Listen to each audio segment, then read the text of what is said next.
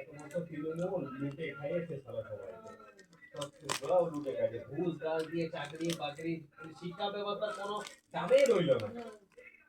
পরীক্ষা দিতে হবে, এক একটা মোল্লা গুলো মুসলিম গুলো তোমার চাকরি গুলা মারে তারে কি অবস্থা বলো, একটা সাধারণ একটা সিকিউরিটি গার্ড তুই ওই ডাক্তারের কেবিনে তোরা কি করে ঢুকলি? সাধারণ সিকিউরিটি গার্ড কি করে ডাক্তার কেবিনে তোরা ঢুকতে পারছিস সাহস করে?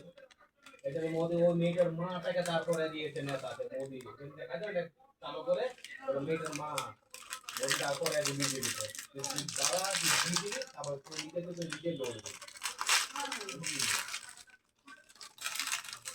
যার দিল না সেই ওটা মাটা বলছে যার সন্তান চাই সেই বুঝে, মমতা কি বুঝবে?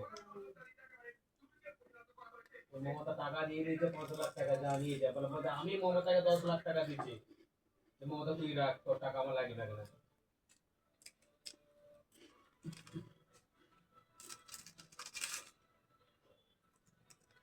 দেখো কে বলছে বিজেপি দিয়ে দিবে, কে বলছে মমতা দিয়ে দিবে, কোনো ঠিক নেই। ভোট যতক্ষণে বনানি না হচ্ছে, ভোট যতক্ষণে বনানি না হচ্ছে, কে বলতে পারবে না।